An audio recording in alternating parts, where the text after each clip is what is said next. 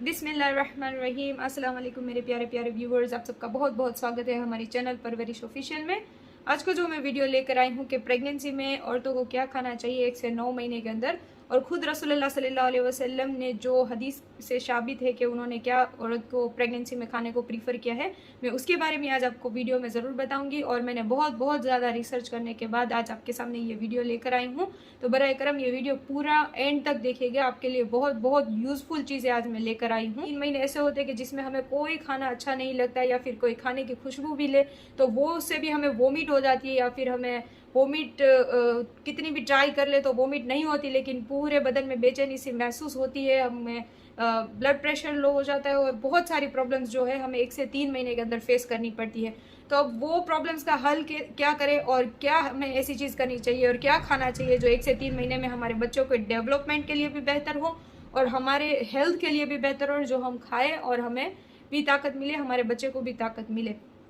1 से 3 महीने का जो फेस होता है वो प्रेगनेंसी के दौरान बच्चे के इंटरनल ऑर्गन्स डेवलप होना शुरू कर देते हैं। वो दरमियान क्या होता है कि हमें कोई भी चीज़ खाने का दिल नहीं करता, या फिर दिल करता है तो हमें चटपटा या खट्टा खाने को दिल करता है। अभी आप क्या खा रहे हो वो इम्पोर्टेंट नहीं है, आप कितना खा रहे हो वो ज़्यादा ज़रूरी है।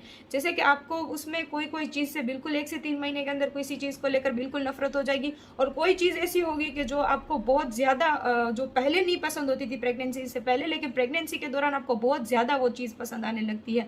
तो ऐसे आप अपने जो हार्मोन्स होते हैं वो इनबैलेंस होते हैं, इसकी वजह से ये सारे फर्क होते हैं वो मदर फील करती है। तो सबसे पहले हमें ऐसी चीज कोई नहीं खानी कि जो हमारे पेट को डिस्टर्ब करे, हमारे टमी को डिस्टर्ब करे, हमारे स्टमक को डिस्टर्ब करे। जैसे कि बासी खाना, हमें कोई भी बासी खाना नहीं खाना। हो सके तो आपको अगर चटपटा खाने का दिल करे तो बाहर का बिल्कुल ना खाइए, हो सके तो वो चीज़ घर पे बना कर खाइए, घर पे बना लीजिए, फैमिली मेम्बर्स की किसी की हेल्प लीजिए और घर पर वो चीज़ बना कर खाइए। क्योंकि बाहर से जब वो चीज़ हमें मंगवाते हैं तो रेस्टोरेंट में तो न जाने कितने कितने दिनों का मतलब बासी खाना होता है, कितने दिन रखा हुआ होता है, और वो हमें गर्म करके सर्व कर देते हैं। तो हमें खास करके ये 1 से 3 महीने के अंदर जब बच्चे का इंटरनल ऑर्गन्स जब डेवलप हो रहे हैं तो खास हमें बाहर की और बासी चीज़ें अवॉइड करनी है। प्रेगनेंसी के पहले 1 से 3 महीने के अंदर आपको जो दिल करे आप खाना खा सकते हैं। प्रेगनेंसी के नाम पर कोई चीज़ ज़बरदस्ती खाने की ज़रूरत नहीं है। खास करके आपके इन लॉज को बता दीजिए, या फिर आपके घर पे जो भी हेल्पर है उनको बता दीजिए कि आपको ज़बरदस्ती कोई चीज़ खाने की ज़रूरत नहीं है। आपको जो दिल करे आप खा सकते हैं 1 से 3 मंथ के अंदर। कुछ भी हो जाए, कितनी भी वोमिट हो, लेकिन आपको कुछ भी करके खाना बंद नहीं करना है। आप हो सके तो आप क्वांटिटी आपकी इधर उधर कर सकते हैं, आप कोई चीज़ जो आपको पसंद है वो ही सिर्फ इंक्लूड कर सकते हैं। प्रोजेस्टर एनसीजी हार्मोन्स की वजह से क्या होता है कि हमारा जो डाइजेस्टिव सिस्टम है वो स्लो हो जाता है। इसकी वजह से हम जो भी खाते हैं वो खाना हमारा डाइजेस्ट नहीं होता, और हमें ऐसा लगता है कि हमारे पेट में कोई चीज़ रहती ही नहीं और हमें उल्टी हो जाती है। लेकिन उल्टी भले ही हो, जैसे मैंने बताया, आपको खाना बंद नहीं करना है। कुछ लोग कहते हैं कि पहले 1 से 3 महीने के अंदर ड्राई फ्रूट्स नहीं खाने चाहिए। जी नहीं, बल्कि ड्राई फ्रूट्स आपको ज़रूर लेने चाहिए पहले 1 से 3 महीने के अंदर। बस वो ड्राई फ्रूट को आपको भिगो कर लेना है। आप सूखा भी ले सकते हैं, लेकिन अगर भिगो के ले गए तो उसके अपने ही फायदे हैं। और 1 से 3 महीने के अंदर जब मैंने बताया कि इंटरनल ऑर्गन्स जो डेवलप होते हैं तो उसमें ब्रेन भी डेवलप होता है। तो ब्रेन की डेवलपमेंट के लिए विटामिन ई बहुत ज़रूरी है, और वो विटामिन ई आपको बादाम के अंदर से ही मिलता है। तो 1 से 3 महीने के अंदर सुबह मॉर्निंग में जब भी आप उठे, रात को अपना ड्राई फ्रूट्स भिगा कर रख दीजिए। आप अखरोट ले सकते हैं, किशमिश ले सकते हैं, मुनक्का ले सकते हैं, आप बादाम ले सकते हैं, आप हर कोई ड्राई फ्रूट्स ले सकते हैं। बस उसको सॉक कर लीजिए, रात को भिगा कर सुबह आपको उठकर उसको खा लेना है। अब बहुत सारे लोग कहते हैं कि पपीता हमें डाइट में इंक्लूड नहीं करना चाहिए 1 से 3 महीने के अंदर। पपीता इंक्लूड करना चाहिए, लेकिन लिमिट में हमें खाना है। मतलब विटामिन ए जो है वो बच्चे के विजन डेवलपमेंट के लिए बहुत ज़रूरी है। तो आप पपीता अपने खाने में ज़रूर इंक्लूड करें। जैसे कि कोई भी ऐसा येलो और ऑरेंज कलर का फ्रूट है उसके अंदर विटामिन ए होता है, तो वो विटामिन ए भी बॉडी के बच्चे की बॉडी को डेवलप करने के लिए, इंटरनल ऑर्गन्स के लिए बहुत ज़रूरी है। आप खाइए, लेकिन जैसे कि मैंगो की सीज़न है तो बहुत सारे लोगों को मैंगो बहुत पसंद है, आम बहुत पसंद है।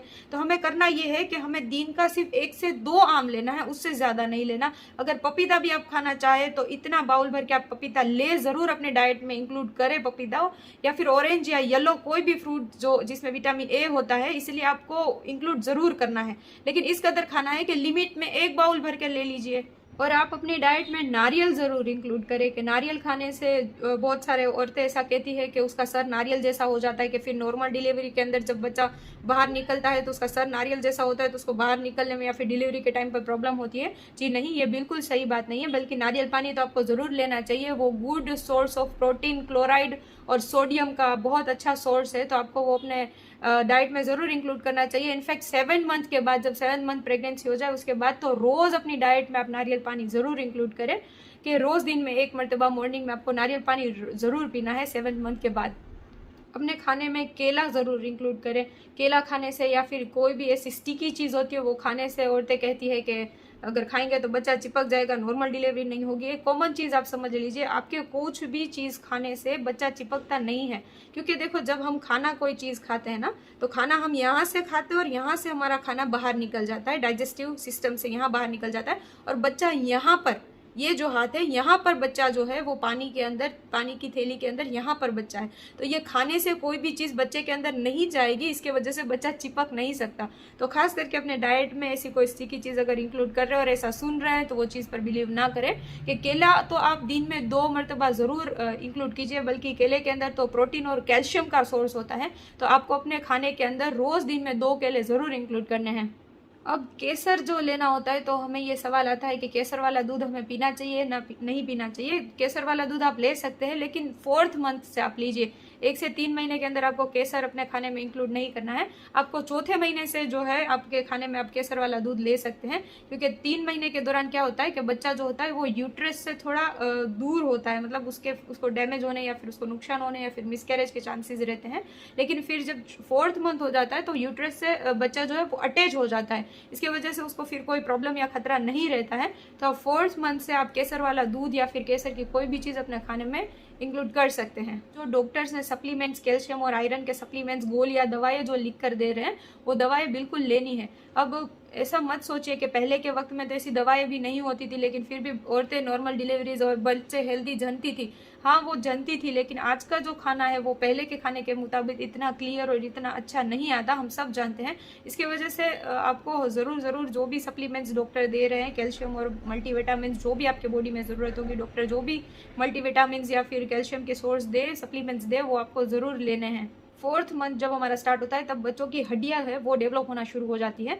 तो हड्डियां जब डेवलप होती है तो हमें डेयरी आइटम ज़रूर इंक्लूड करनी है। हमें हो सके तो आधा लीटर, 1.25 लीटर या फिर 1 लीटर तक भी, जिसे भी दूध पसंद हो अपने खाने में ज़रूर दूध ले। अगर नहीं भी पसंद, फिर भी दूध की कोई भी आइटम, आप पनीर ले सकते हैं, आप दही ले सकते हैं, आप छाछ ले सकते हैं, आप लस्सी बनाकर ले सकते हैं। आप कुछ भी डेयरी आइटम जो है अपने खाने में ज़रूर इंक्लूड करें, उससे बच्चे को कैल्शियम मिलेगा। और 4th मंथ से जब उसकी हड्डियाँ डेवलप हो रही है, उसकी हड्डियाँ बन रही है, तो वो बच्चे को उसमें बहुत हेल्प करेगी और बच्चे को स्ट्रॉन्ग बनाएगी। और आपको हरे पत्ते वाली भाजी जो आती है, हमारे यहाँ भाजी बोलते हैं, हरे पत्ते वाली सब्जियाँ, भाजी जो होती है वो ज़रूर अपने खाने में इंक्लूड करनी है। वो हरे पत्ते वाली सब्जी, जैसे कि आप पालक की भाजी, मेथी की भाजी, आप कोथमीर, धनिया भाजी जो है वो ले सकते हैं। आप ये सब अगर आपको नहीं पसंद, उसका सब्जी बना लीजिए। आप उसको कट करके आटे के मिक्स करके आप उसका परोठा, थेपला बना लीजिए। या फिर आप लास्ट में कुछ भी ना भाए तो आप जो धनिया की जो कूट कर उसकी चटनी ले लीजिए, मेथी की चटनी ले लीजिए। किसी भी फॉर्म में आपको अपने डाइट के अंदर हरे पत्ते वाली सब्जी ज़रूर इंक्लूड करनी है। बच्चों के बोन डेवलपमेंट के लिए बहुत ही ज़्यादा ज़रूरी है। मैं आपको बताऊं कि आपको एवरीडे में, रोज़मर्रा में आपको जो फ्रूट लेना चाहिए वो है एप्पल और बनाना। बनाना के बारे में जैसे मैंने बताया कि उसमें बहुत ज़्यादा कैल्शियम होता है और बहुत ज़्यादा प्रोटीन होता है, तो बनाना तो इंक्लूड करना है। लेकिन रोज़ की डाइट में आपको 1st मंथ से ही आपको एप्पल और बनाना आपको डाइट में ज़रूर, एक एप्पल ले लीजिए, एक बनाना ले लीजिए, आपको ज़रूर इंक्लूड करना है। और आप सफ़ेद तिल ज़रूर लीजिए। सफ़ेद तिल की चिक्की भी बहुत अब तो अवेलेबल मार्केट में पूरा साल मिल जाती है, तो आप वो तिल की चिक्की ले सकते हैं। गुड़ की कोई भी चीज़ आप अपने खाने में ज़रूर इंक्लूड करें। आप नींबू शरबत बनाइए, शक्कर की जगह पर आप उसके अंदर गुड़ डाल कर लीजिए।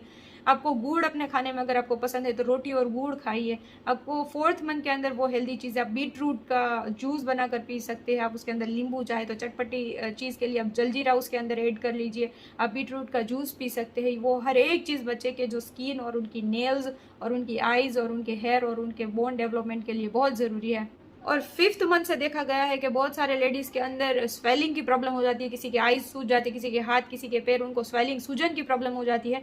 तो स्वेलिंग के लिए आपको अपने खाने से सोडियम वाली चीज़ें पहले तो कट आउट करनी है। आपको अचार नहीं लेना, आपको पापड़ नहीं लेना, आपको नमक हो सके उतना कम कर दीजिए। आपको ऐसी कोई भी नमक वाली या फिर चटपटी चीज़ें हैं जो नहीं खानी है, आपको सोडियम बिल्कुल कट करना है। आप नारियल पानी ले सकते हैं, आप बेरी स्ट्रॉबेरी ले सकते हैं, आप ब्लैकबेरी ले सकते हैं, आप सारी जो भी मार्केट में बेरीज मिलती है वो हर एक ले सकते हैं। आप अपने खाने में फ्रूट जरूर इंक्लूड कीजिए, पोटेशियम हर एक फ्रूट में मिलता है तो आप फ्रूट जरूर इंक्लूड कीजिए। फ्रूट तो आप कोई भी ले सकते हैं, हर एक फ्रूट जो होता है वो अपने बॉडी से सोडियम का लेवल जो है वो कम करता है, तो आप फ्रूट जरूर लीजिए अपने डाइट में जब आपको ये प्रॉब्लम हो। और आपको कोई भी सोडा जिसमें डाला गया हो, खाने का सोडा या इनो डाली हुई चीज़ है वो भी नहीं लेनी। आपको ढोकला वगैरह आपको वो चीज़ें नहीं खानी। अगर सोडियम की प्रॉब्लम है तो बाहर का खाना खास नहीं खाना, हाजी का मोटा जिसमें लगा है चाइनीज़ फूड आपको नहीं खाना है। अगर आपको ब्लड प्रेशर बढ़ने की प्रॉब्लम है तो देखिए, प्रेगनेंसी कोई बीमारी नहीं है, आप बीमार फील मत कीजिएगा, हाय मैं तो बीमार हूँ, मैं प्रेग्नेंट हूँ, मैं सोई रहूँगी। आपको प्रेगनेंसी के अंदर आपको आपकी प्रेगनेंसी को एंजॉय करना है कि ये वो फेज़ है कि वो फेज़ 9 महीने निकल तो जाएंगे, अपने को दिल करता है कि जल्दी जल्दी बच्चा आ जाए और मैं फ्री हो जाऊँ, लेकिन ये जब बच्चा आ जाता है उसके बाद हम ये फेज़ को भी बहुत मिस करते हैं। तो आप जो ये पीरियड है ये भी हमारा एक गोल्डन पीरियड है, तो आप ये प्रेगनेंसी का जो फेज़ है उसको भी ज़रूर एंजॉय कीजिए। आप उसको बीमारी मत समझिए कि आप लेटे रहेंगे, आप सोए रहेंगे, बिल्कुल नहीं। आपको थोड़े बहुत वॉक करनी है, जैसे भी आपके डॉक्टर अगर कोई प्रॉब्लम है किसी को वॉक करने से तो ना करें, अगर बिल्कुल नॉर्मल है, कुछ प्रॉब्लम नहीं है तो आप ज़रूर वॉक ले सकते हैं। आप अपनी प्रेगनेंसी के दौरान आप हंसिए खेलिए, आपको जो आप खाइए ऐसा कि जो आप एंजॉय कर सके, ईट व्हाट यू एंजॉय। ऐसा ज़रूरी नहीं है कि ये खाना ज़रूरी है वो खाना ज़रूरी है, आप जो चीज़ में आप एंजॉय कर सके वो चीज़ आप हेल्दी चीज़ अपने खाने में ज़रूर खाइए। और आपको दिन का 4 से 5 लीटर पानी ज़रूर पीना है। 4 से 5 लीटर पानी अपने पूरे दिन के अंदर ज़रूर आप पीजिए। एक बोतल रख लीजिए, वो बोतल के अंदर आपको पानी डालना है और वो पानी आपको मेजरमेंट रहेगा कि 1 लीटर की एक बोतल है तो वो बोतल मुझे फिनिश करनी है। कांच की बोतल हो सके तो ज़रूर यूज़ करें, प्लास्टिक की बोतल अवॉइड करें। और आपको खाने में ये ख्याल रखना है कि खाने के अंदर आपको ज़्यादा गैप नहीं रखना, 4-4, 5-5 घंटे का, आपको 1 या 2 घंटे का गैप इनफ है। हर 1 या 2 घंटे के अंदर आपको कुछ ना कुछ खाते रहना है, चाहे वो उल्टी भी हो जाए लेकिन फिर भी आपको खाना बंद नहीं करना है। आपको हर 1 से 2 घंटे के अंदर कुछ ना कुछ खाते रहना है। और स्ट्रेस आपको बिल्कुल नहीं लेना है, जो भी स्ट्रेस लेगा उसका डायरेक्ट असर बेबी के ऊपर पड़ना है। आप क्या खा रहे हैं क्या नहीं खा रहे, उससे सबसे ज़्यादा ज़रूरी है आपको स्ट्रेस फ्री रहना है। खास करके अगर हस्बैंड्स ये वीडियो देख रहे हैं या फैमिली के कोई भी मेंबर्स आप ये वीडियो देख रहे हैं तो प्रेग्नेंट वुमन को स्ट्रेस से बचाए रखें। आप फैमिली मेंबर्स भी आप उनका खास ख्याल रखें कि उनको किसी भी तरह का स्ट्रेस ना आए। तो आपको स्ट्रेस से दूर रहना है। बस स्ट्रेस ही, खाना पीना इतना इंजर्ड बच्चों को नहीं कर सकेगा जितना आपका स्ट्रेस कर सकेगा, तो आपको स्ट्रेस बिल्कुल नहीं लेना है। और ख़ास करके कैस्ट्रोल ऑयल तो बिल्कुल नहीं देना है। 9th मंथ जब शुरू होता है तो बहुत लेडीज़ जो दादी और जो माएँ होती है वो औरतों को रोज़ रोज़ कैस्ट्रोल ऑयल पीना शुरू कर देती है। पहले तो कैस्ट्रोल ऑयल पीने से लड़कियों को प्रॉब्लम होने लगती है, उनको उल्टी होने लगती है, उनको कुछ भी प्रॉब्लम शुरू हो जाती है।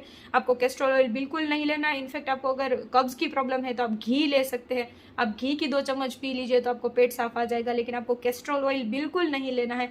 अगर कब्ज़ की प्रॉब्लम भी होती है या फिर आपको डिलीवरी जल्दी कराने की भी जल्दी है तो बराए करम कैस्ट्रोल ऑयल ना दे, क्योंकि उससे लूज मोशन हो सकता है और पानी का जो इंटेक्ट है वो बॉडी से कम हो जाएगा, तो उससे लेडीज़ को चक्कर आ सकते हैं, उनको डिहाइड्रेशन की प्रॉब्लम हो सकती है, उनके बॉडी से पानी का लेवल कम हो सकता है, बच्चे के उसमें से पानी का लेवल कम हो सकता है बैग में से।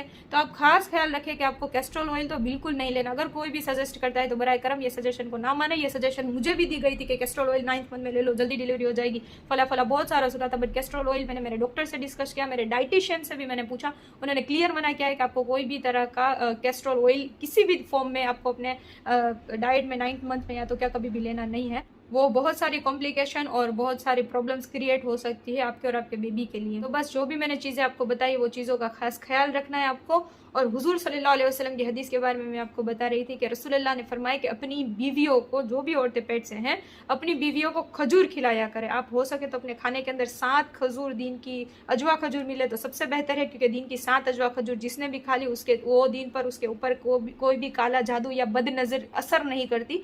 तो अगर आपके खाने में आप खजूर 7 दिन की इंक्लूड कर सके तो बहुत अच्छा। अगर नहीं पसंद है तो कम से कम 2 या 4 खजूर तो रोज़ प्रेगनेंसी के अंदर आपको लेनी ही लेनी है। खजूर बहुत ज़्यादा उनके अंदर प्रोटीन, विटामिन और कैल्शियम और हर एक चीज़ के फ़ायदे ही फ़ायदे हैं। और हुज़ूर सल्लल्लाहु अलैहि वसल्लम का भी पसंदीदा चीज़ है, जैसे कि हम सब जानते हैं खजूर मेरे आका को बेहद पसंद थी। तो अपने खाने में खजूर ज़रूर इंक्लूड करें। अपने घर में भी किसी को भी अगर कुछ भी प्रॉब्लम है, नज़र की बद की प्रॉब्लम है, छोटा बच्चा है, तो उसे भी खाने में अजवा खजूर ज़रूर दीजिए। उमर इब्न महमूद ने फरमाया है कि सबसे अच्छी ग़िज़ा ये दुनिया में कोई है तो वो ग़िज़ा खजूर है। और आप अपने खाने में नॉनवेज ज़रूर इंक्लूड कर सकते हैं। और आप अंडा ले सकते हैं, आप चिकन ले सकते हैं, आप रेड मीट ले सकते हैं, आप नॉनवेज भी ज़रूर इंक्लूड करिए। नॉनवेज के अंदर प्रोटीन बहुत ज़्यादा होता है और प्रोटीन जो होता है वो बच्चों की डेवलपमेंट के लिए बहुत ज़रूरी होता है, बहुत बहुत ज़रूरी होता है प्रोटीन बच्चों की डेवलपमेंट के लिए। तो आप नॉनवेज तो ज़रूर खाइए। अगर आपको नॉनवेज प्रेगनेंसी के अंदर अच्छा लगता है तो नॉनवेज भी अपने खाने में ज़रूर इंक्लूड करते रहिए, कोई भी प्रॉब्लम नहीं होगी। और जो जो चीज़ें बताइए इंशाल्लाह फॉलो करिए। आप किसी भी एक्सपर्ट डाइटिशियन या फिर एक्सपर्ट डॉक्टर्स के पास भी अगर जाएंगे तो आपको यही चीज़ आपको सुनने को मिलेगी जो मैंने आज आपको ये पूरे वीडियो में बताया है। तो इंशाल्लाह फॉलो करते रहिए। अल्लाह ताला हमारी ये प्रेगनेंसी जर्नी को बहुत कामयाब और सुकून वाली बनाए। और इंशाल्लाह अल्लाह ताला हमको हर स्ट्रेस और हर दर्द, हर तकलीफ से दूर रखे। और अल्लाह ने हमारे दर्जात बहुत बुलंद किए जब हम माँ बनते हैं ना, तो हमारे दर्जात जो बुलंद हो रहे हैं अल्लाह ताला वो बुलंदी पर हमें पहुँचाए और आसानी से हमारी हर एक चीज़ को आसान फरमा दे। अल्लाहुम्मा आमीन। अल्लाह हम सबको नेक हिदायत, नेक तंदुरुस्ती वाली ज़िंदगी अता फरमाए, हमारे बच्चे को भी नेक बनाए और तंदुरुस्ती वाली ज़िंदगी अता फरमाए।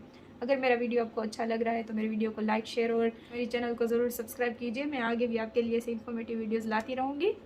अल्लाह हाफिज़।